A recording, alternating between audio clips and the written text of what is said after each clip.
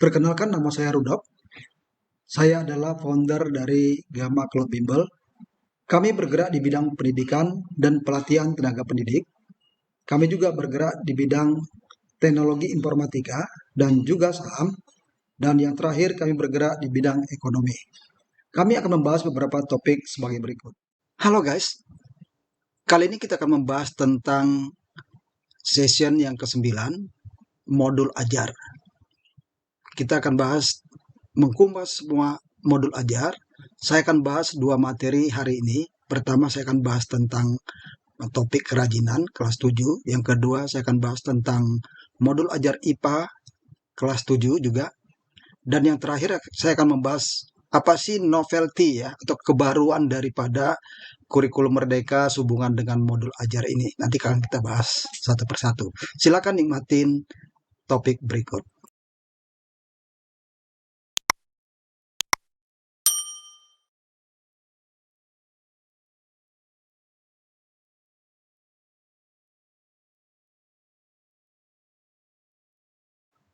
Baik, rekan-rekan guru, kali ini kita akan membahas modul ajar IPA kelas 7 SMP.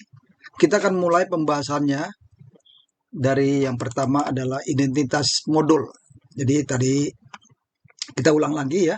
Ada 3 info penting di sini adalah informasi umum, kemudian ada komponen inti, kemudian yang berikutnya adalah lampiran ya. Saya ulang kembali ya. Komponen inti itu adalah tujuan pembelajaran, pemahaman bermakna, pertanyaan pemantik, kegiatan pembelajaran, asesmen, pengayaan, dan remedial.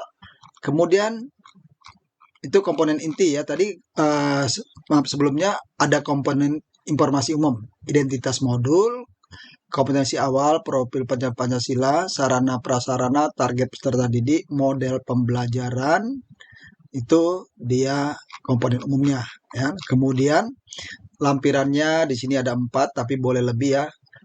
Lembar kerja peserta didik. Kemudian bahan bacaan pendidik dan peserta didik, glosarium dan daftar pustaka. Jadi ada 4 lampiran. Nah, teman-teman boleh membuka di modul ajar topik lain ya. Saya sudah membahas beberapa modul ajar. Jadi silakan supaya ada pembanding. Kita akan mulai satu persatu. Ya, ini yang pertama. Yang pertama adalah komponen umum ya, informasi umum. Jadi dia identitas, ada nama, ada jenjang sekolah. Ya, nama ini institusinya dibuat, tahun disusunnya modul ajar, jenjang sekolahnya, kelasnya, alokasi waktu. Kita akan lihat di sini. Sini ada nama. Ya. Ini modul ajar IPA SMP kelas 7, informasi nama penyusunnya, kemudian institusinya ada, tahun penyusunannya juga ada, jenjangnya ada, fasenya ada, fase D karena di SMP, kelasnya dan semesternya ada, alokasi waktu 4 jam, tahun pembelajarannya ada. Ya. Ini yang pertama, kompetensi awalnya kita perhatikan di sini. Peserta didik mengklasifikasikan makhluk hidup yang ada di sekitar lingkungan tempat tinggal. Jadi di sini memang diharapkan dia kompetensi awalnya ini membumi ya, artinya bisa dilihat peserta didik, jadi tidak hanya di awang-awang ya. Jadi dia apa yang bisa dilihat dia dalam kehidupan sehari-hari, pendekatan pembelajarannya disampaikan seperti itu ya. Jadi jangan yang tidak bisa dilihat ya. Kemudian profil Pancasilanya. Ini profil Pancasilanya dari sini yang diambil beriman ya. Nanti dalam setiap pembelajaran ini bisa dibuka dengan doa. Kemudian mandiri, kreatif ya. Jadi sini 4 dari 6 profil pelajar Pancasila yang diwajibkan. Kemudian sarana prasarananya ya, sarana prasarananya di sini sarananya itu adalah hardware-nya ya, atau benda-benda atau perangkatnya, LCD, laptop, platform Zoom meeting dan lain-lain. Kemudian prasarananya adalah softwarenya, materi ajar, modul ajar, buku pegangan siswa, video pembelajaran YouTube, e-learning, Google Form dan lain-lain. Nah, kemudian berikutnya target peserta didiknya. Jadi ada 3 nih targetnya. Peserta didik reguler, kemudian dia anak berkebutuhan khusus, kemudian peserta didik pencapaian tinggi atau CB ini. Lalu yang kita masukkan ke dalam. Kita lihat di sini. Ya, targetnya di sini targetnya peserta didik reguler. Lalu model pembelajaran yang digunakan bisa tatap muka atau gabungan PJJ daring, luring, blended, bisa gabungan ya. Biasanya kalau ada penugasan berarti dia tatap muka dan PJJ luring ya, luring jadi penugasan bisa dipantau dengan WA dan lain-lain. Jadi di sini dia daring, luring. Di sini dia menggunakan daring, ada luringnya dan blended learningnya ya. Kemudian berikutnya kita masuk ke yang kedua, komponen yang kedua. Ini yang komponen inti ya. Jadi ada tujuan pembelajaran. Kita perhatikan di sini. Tujuan pembelajaran. Di sini ada capaian pembelajaran. Ini ditambahkan. Artinya boleh tidak dimasukkan, boleh juga kreativitas guru ya. Ini kan kreativitas. Jadi peserta didik dapat membuat klasifikasi makhluk hidup, baik hewan maupun tumbuhan yang ada di sekitar lingkungan tempat tinggal. Tujuan pembelajarannya. Di sini tujuan pembelajaran ini harus menggunakan prinsip ABCD ya, atau sekarang dikenal dengan indikator kata kerjanya dan juga konten. Jadi A-nya audience, B-nya behavior, C-nya condition, dan D-nya direction. Di sini peserta didik ini sebagai audiensnya atau targetnya ya. Jadi kemudian perilakunya, behaviornya, mengelompokkan. Ini yang diukur. Mengelompokkan itu masuk ke dalam mana? Di kognitif teori Bloom atau Anderson nanti dilihatkan ya. Mengelompokkan itu apakah B, C2 atau C3. Nanti bisa dilihat rujukannya di sana. Di topik lain saya akan bahas khusus untuk TP ini, tujuan pembelajaran ya. Jadi saya nggak campur di sini. Kemudian C-nya apa yang dikelompokkan itu disebut dengan konten atau conditionnya ya, makhluk hidup ya, berdasarkan directionnya berdasarkan prinsip klasifikasi. Kemudian yang kedua, peserta didik dapat menganalisis. Analisis itu sudah C4. Sejarah terbentuknya sistem kingdom. Lalu peserta didik dapat mempresentasikan. Ini sudah action ya. Kalau mempresentasikan itu udah action, sudah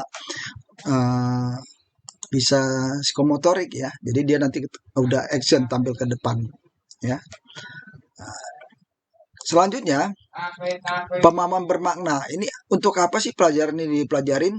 Apakah manfaatnya untuk kehidupan kita? Kita lihat sini. Dengan pembelajaran saintifik mengenai klasifikasi makhluk hidup, diharapkan peserta didik dapat mengidentifikasikan keberagaman makhluk hidup dalam lingkungan sekitar. Jadi ini benar, jadi ada manfaatnya. Kalau dia ketemu binatang atau tumbuhan di lingkungannya, dia bisa klasifikasikan jenisnya apa ini ya, sesuai dengan hierarkinya nanti. Lalu berikutnya, di sini ada pertanyaan pemantik. Ini sudah saya bahas di topik sebelumnya. Pemantik ini sebenarnya boleh, kalau di sini diwajib masuk ya, tapi kalau untuk anak-anak yang sudah terbiasa diskusi tanya jawab nggak masalah ini ya. Jadi kita udah nggak perlu lagi pemantik, kita tanya siapa yang bertanya. Nah, nanti yang nanya dia temannya, yang jawab temannya, jangan gurunya. Kalau gurunya jawab kan gurunya udah pinter. Silakan anaknya yang menjawab, temannya yang jawab, supaya mereka bisa saling critical thinkingnya berkembang. Ya, kalau guru yang jawab, ya yang pintar gurunya lah, bolak-balik bertahun-tahun ngajar yang pintar gurunya. Kan tujuan pembelajaran itu adalah mendidik anak ini, peserta didik ini agar mereka terampil. Tujuannya kan itu. Ya, makin pintar. Jadi jangan diambil kecuali memang tidak ada yang bisa mampu menjawab. Kita memberikan klarifikasi. Di sini pertanyaan apa perbedaan? Ini kan sudah bagus nih, perbedaan ini sudah tinggi. Udah bukan C1 lagi. Walaupun kalimatnya masih apa. Ya, apa itu kan pertanyaan sederhana, what? Sederhana. Apa manfaat klasifikasi tumbuhan bagi kehidupan? Ini udah aplikasi nih. Ya, bagaimana membedakan? Ini kan sudah tinggi nih. Bagaimana udah analisis. Mengapa? Why? Ini udah tinggi. Ya. Jadi, pertanyaan pemantik itu Untuk kategori sekolah yang umum itu dibolehkan masuk ya, pemerintah mewajibkan.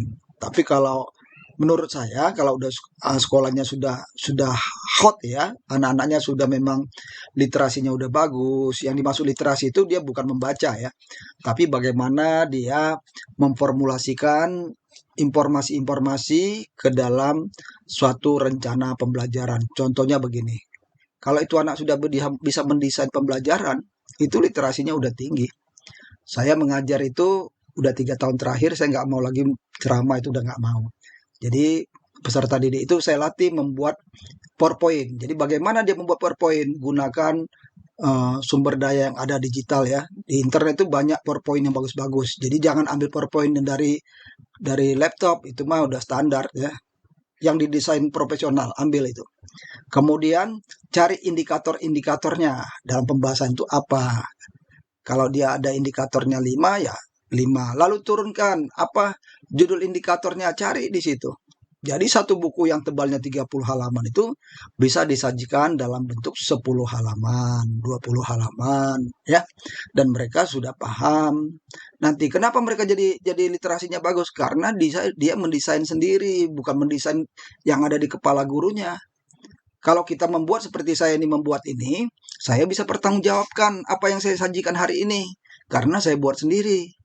Ya, orang mau tanya, "Pak, itu bagaimana caranya?" Saya bisa jawab karena saya mendesain, bukan mengambil punya orang.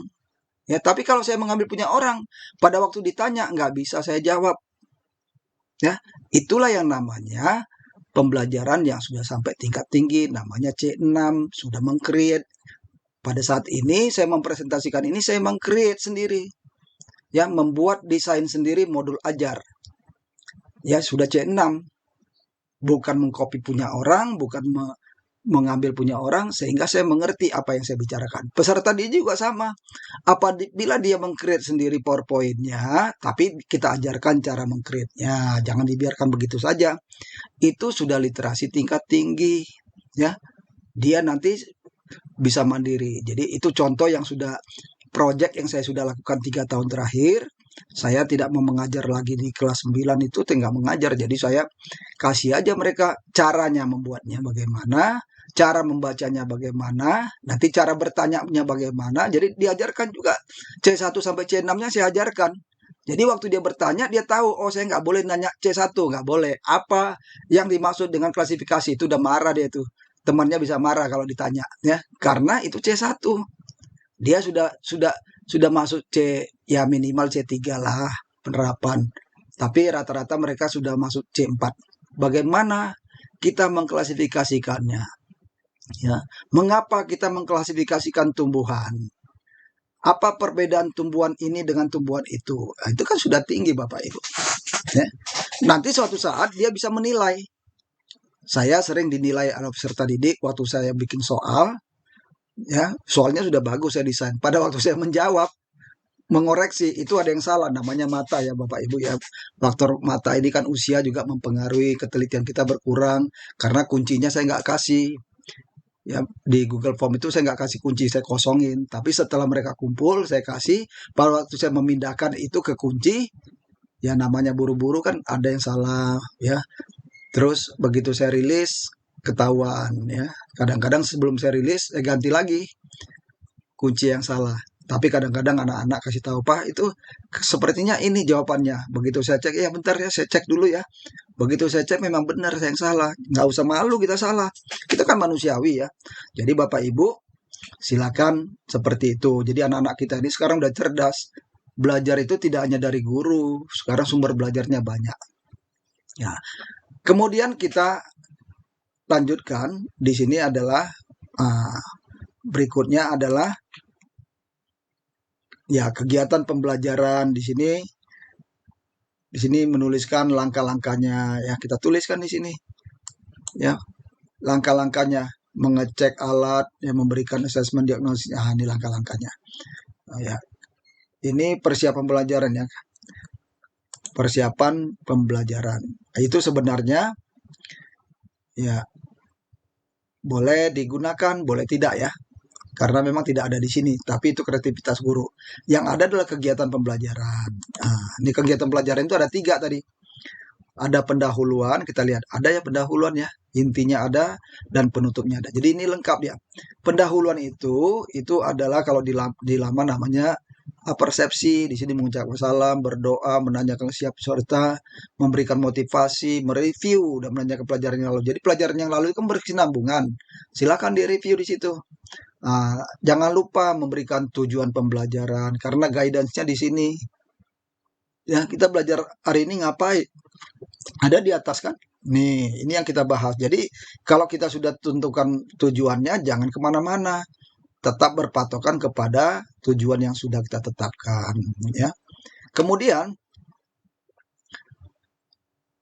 itu selanjutnya masuk ke inti. Nah, inti ini, ya ini menggunakan saintifik ya stimulus. Jadi K13 itu masih relevan digunakan ya di abad 21 masih relevan. Bisa gunakan stimulusnya ya. Sudah dikondisikan di sini peserta didiknya sudah ada kelompok-kelompoknya ya, sudah dikondisikan. Kenapa? Mempermudah. Karena itu chemistry-nya antara satu dengan yang lain itu tidak gampang memformulasikan satu kelompok ya. Kadang-kadang anaknya nggak cocok. Kemudian Pak, si Anu malas Pak, saya nggak mau sama dia. Ah, jadi macam-macam ya. Yang tahu itu walas itu tahu. Kalau kita gonta-ganti boleh nggak boleh, tapi sangat sulit tiap pelajaran kita gonta-ganti kelompoknya itu merepotkan sekali ya. Karena dia mesti menyocokkan chemistry-nya.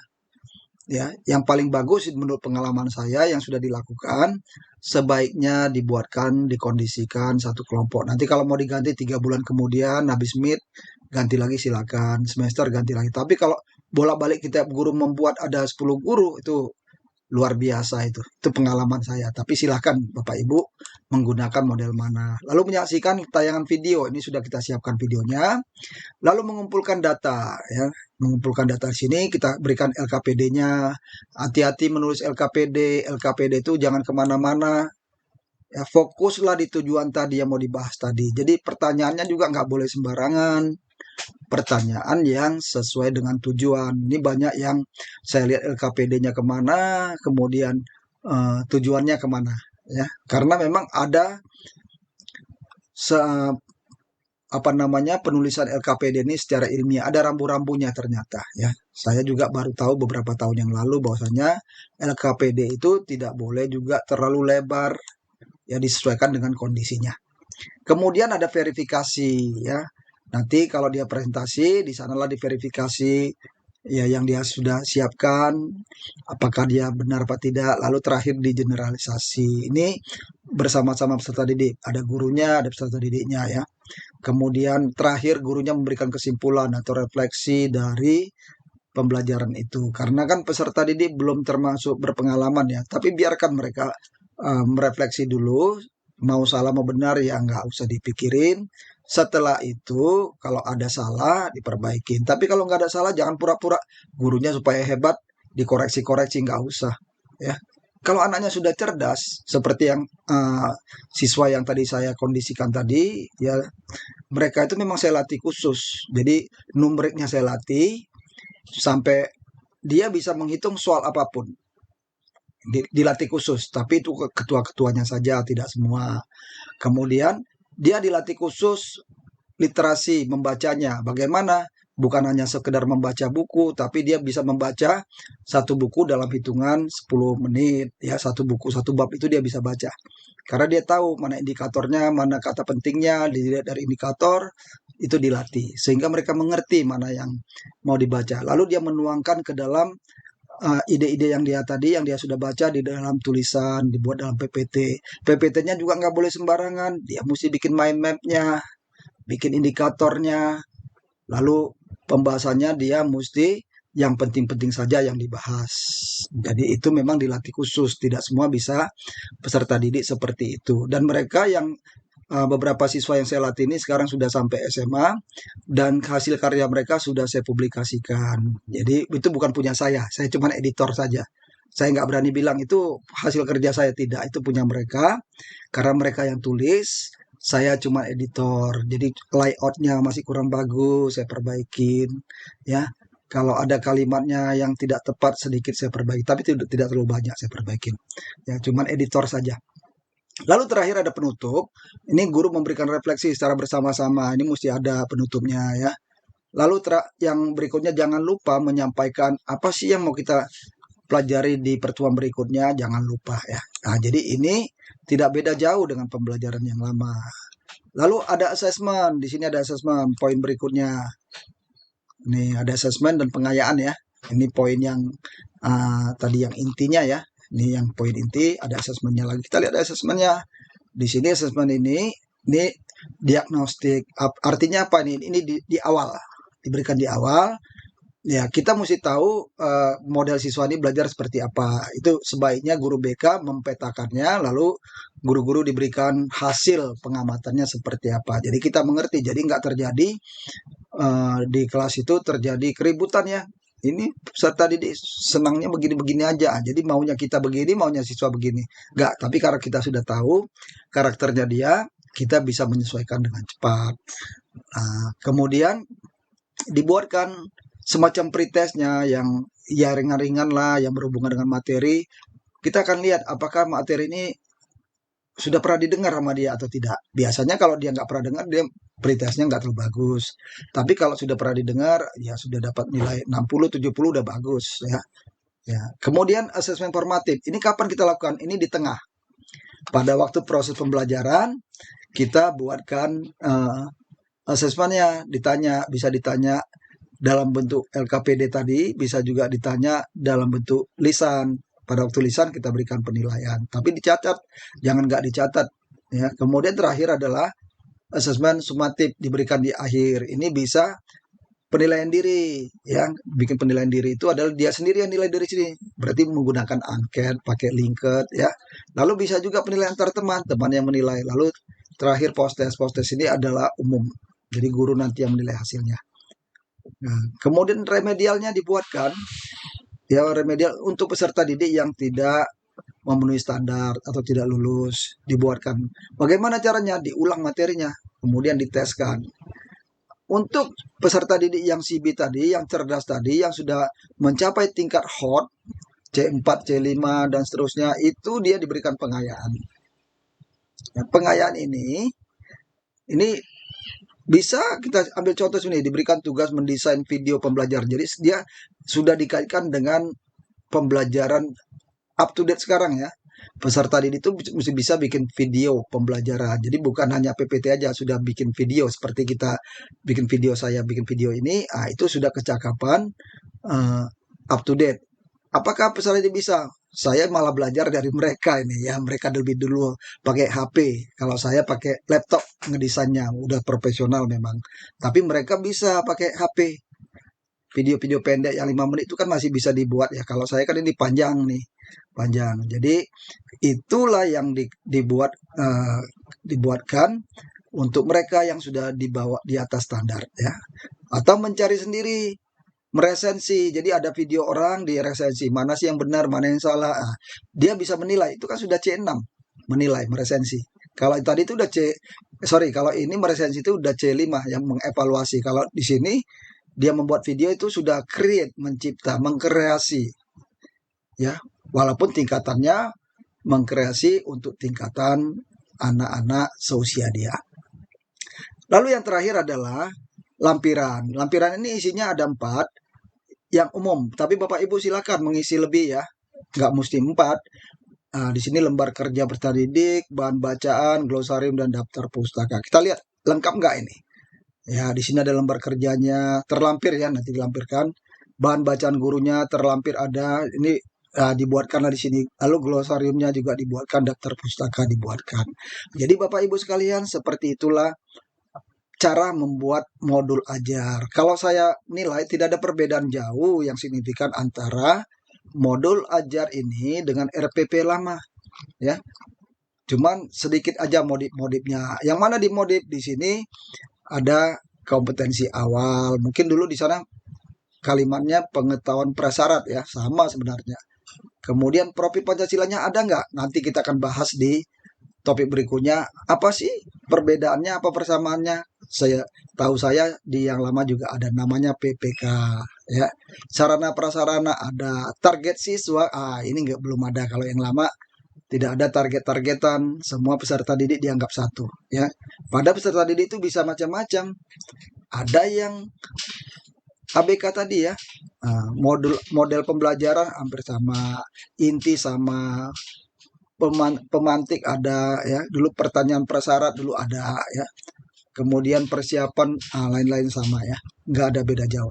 Baik, Bapak Ibu terima kasih. Semoga modul ajar IPA ini membantu Bapak Ibu dalam mendesain modul ajar. Jadi tidak perlu bingung-bingung. Semoga dapat membantu Anda. Terima kasih.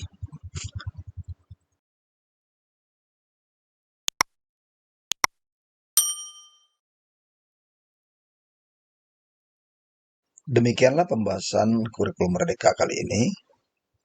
Semoga dapat membantu Anda sekalian. Sampai jumpa dalam pembahasan berikutnya. Terima kasih.